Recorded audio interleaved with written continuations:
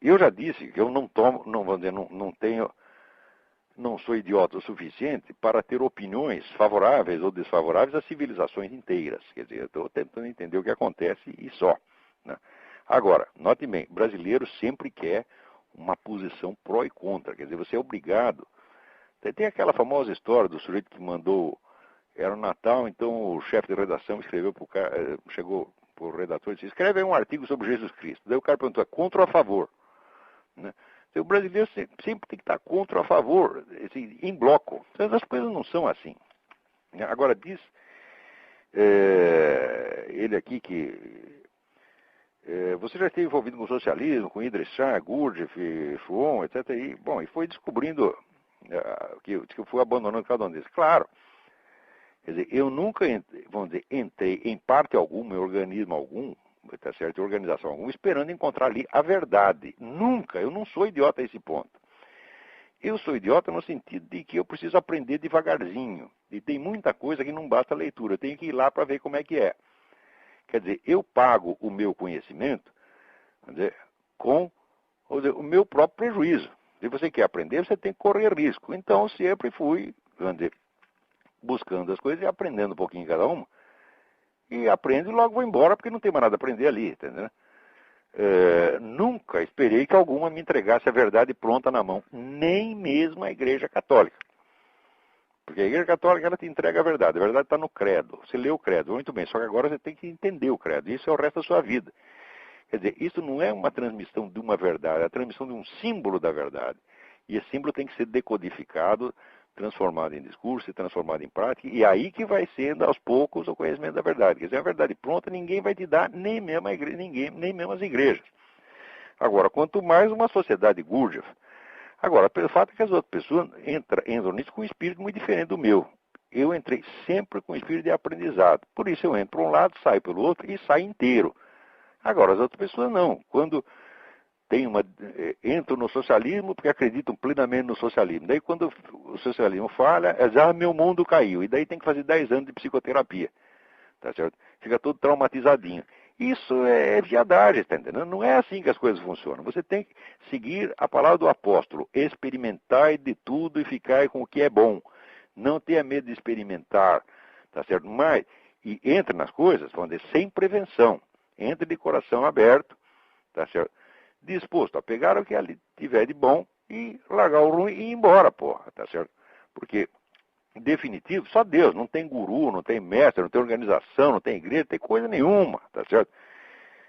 Então, agora, no Brasil é o seguinte, se você passou por essas coisas, todo mundo pensa que são sucessivas lealdades, que você foi lá e jurou lealdade e em seguida abjurou. Fala, isso é coisa de maluco?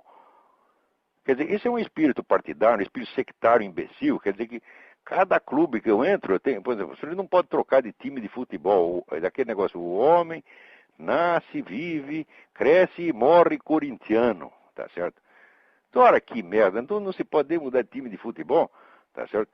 Então, agora, no Brasil, então, todo tem que ser que nem o Rodrigo Constantino. Ele viu a luz aos 14 anos, ele já entendeu toda a verdade aos 14 anos, até sobre o marxismo, ele já tinha entendido a falácia do marxismo aos 14 anos, tá certo? Então, esse aí não precisa aprender, porque já nasceu sabendo. Agora, quem é mais burro como eu, a gente tem que ir aprendendo, passando por todas as dificuldades, humilhações do aprendizado, porque já dizia Nietzsche, a humilhação é a mãe do aprendizado, tá certo? Então, humilhação, é canseira, é trabalho, tá certo? E a gente vai aprendendo. Agora, para compensar, eu não tenho trauma de nada disso. Quer dizer, quando eu descobri que o marxismo é furado, não foi trauma, foi apenas mais uma coisa que eu descobri. Descobri que a psicanálise era furada. Passei anos da minha vida também experimentando análises, tá certo? E no fim eu descobri que era tudo furado. E daí, fiquei traumatizado por causa disso? Não. Tá certo? Depois passei pela escola Gurdjieff, também descobri que era furado, fiquei traumatizado. Não, a gente está vivendo e aprendendo, Não pode ter medo de aprender. Vou dizer, o medo de aprender é o medo ao conhecimento. E a vontade de encontrar lealdades definitivas facilmente, tá certo? Isto é o que mata o brasileiro. Você não... O cara quer uma igreja, quer uma escola, quer um partido na qual ele possa se filiar e ser leal o resto da vida. Quer saber? Isso não existe. Tá certo? Só tem que ser leal ao próprio Deus, Nosso Senhor Jesus Cristo e mais nada, tá certo? E não identificá-lo com nenhuma organização, com nenhum padre, tá entendendo? Nós estamos numa época em que cada um, quer dizer, sozinho, ele tem que pedir diretamente a Nosso Senhor Jesus Cristo. Mas peça aqui, será respondido. Então, acabou o nosso tempo. Até a semana que vem. Muito obrigado.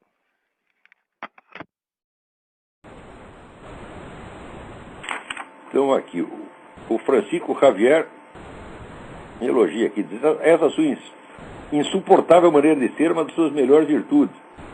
Sofri bastante com alguns textos desconcertantes que você escreveu. Mas como um quiroprata das ideias, colocou minhas ideias em ordem. Primeiro o medo, depois o estalo e logo o alívio. Eu digo, olha, é exatamente assim. Cada verdade, vamos dizer, espantosa que eu impus às pessoas, o primeiro a se espantar com ela fui eu. Quantas vezes eu descubro as coisas, quando eu percebo como é, eu fico com o cu na mão. Não fico com o cu na mão porque a mão treme e o cu cai, entendeu? Então, coisas assim, absolutamente aterrorizantes, mas que são verdadeiras. Então eu fui o primeiro. Agora, quer dizer, eu não estou passando para vocês, não estou obrigando vocês a passar por nenhuma experiência que eu mesmo não tenha passado. Então eu estou seguindo o conselho do Itim, quer dizer, eu castigo primeiro a minha própria cidade. Falo, ó, pego o tal do Olavo, eu pego ele pela goela, espremo ele, diz, aqui, filha da puta, tu vai ter que engolir essa verdade. Tu não quer, mas vai engolir. Então, né, o mesmo sadismo que eu tive comigo mesmo, eu tenho com os outros. Digo, olha aqui, a verdade é essa, está aqui a prova, está aqui o documento, está aqui... Pá. Você tem o direito de continuar se enganando se quiser. Só que é o seguinte, a mente humana, ela tem uma característica sistêmica, orgânica. Quer dizer, quando você nega uma verdade fundamental, você tampa o seu cérebro para milhares de outras verdades simultaneamente. E você acaba virando uma mentira ambulante. Ou seja, você é um neurótico. Meu amigo Manuel Alfredo César Bira definia a neurose como uma mentira esquecida na qual você ainda acredita. Então, o preço da negação da verdade é a neurose. Se você quer ficar saudável, quer ter uma alma limpa, saudável, é só você admitir a verdade. Primeiro a verdade sobre você mesmo. No fim do dia você para pensar todas as mentiras que você disse, que você pensou e fingiu acreditar, todas as más intenções que você teve. Quer dizer, limpa a sua alma perante Deus. Olha, Deus, eu sou filho da puta mesmo, olha o que eu fiz. Pá.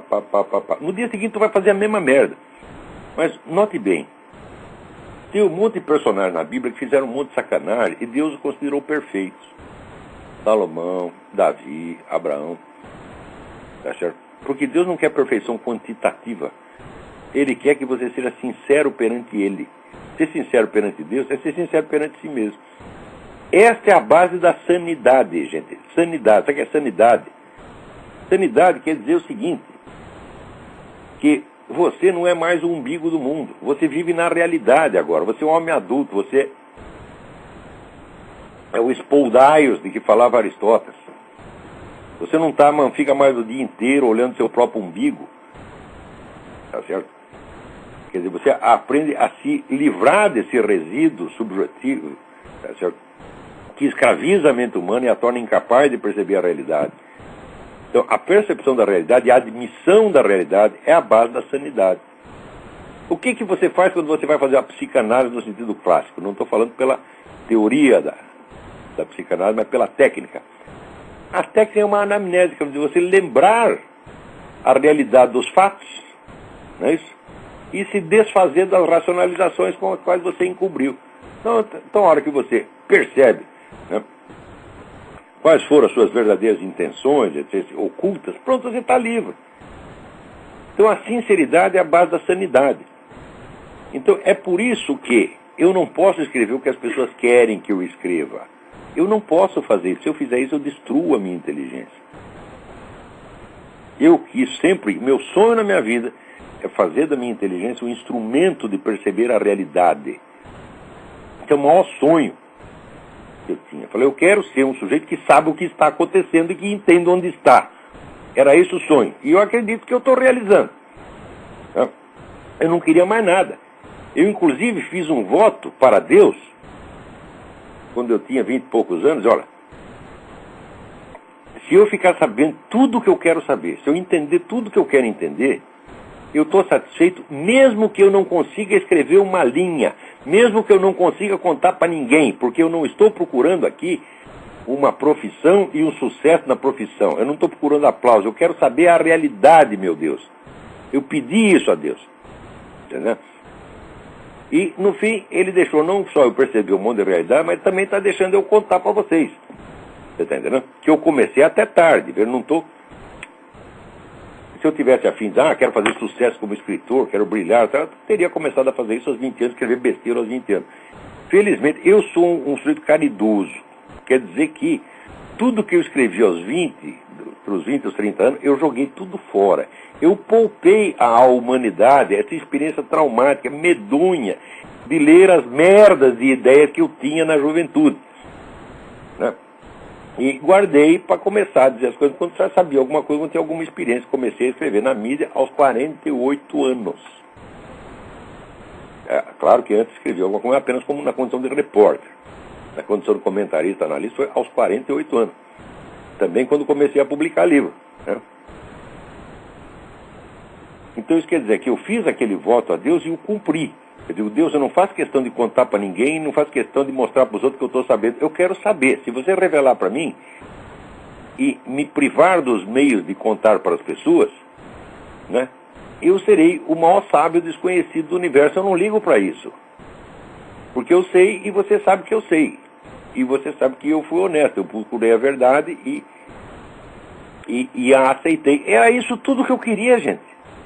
Você não sabe o que é você nascer semi-morto e permanecer semi-morto durante 7 anos. É uma experiência maravilhosa, porque daí para dentro o que vier é lucro. Você não tem mais ilusão. Você está entendendo? Por exemplo, eu lembro que quando eu melhorava um pouco da minha doença e conseguia levantar e andar, às vezes até te esquecia como é que andava. Mas aquele negócio de andar para mim já era, olha que coisa maravilhosa, estou andando. Entendeu? Então eu sou um cara modesto, eu me contento com pouco. Então, depois mais tarde eu li uma frase de São Francisco de Assis que dizia, eu preciso de pouco, e mesmo desse pouco, eu preciso muito pouco. Eu também era assim, gente, eu não contava com nada, eu falei, já estou aqui semi-morto, já morri, porra. Né? Então, aliás, depois, sempre que eu vejo numa situação de perigo, eu sempre falo isso para mim, eu já morri, então não tenho mais nada a perder, então daqui para dentro o que vier é lucro. Né? Então, aliás, esse é um dos segredos da coragem, pô. Você deu a sensação de perigo, já morri, já estou do lado de lá, então não preciso de mais nada. Pronto.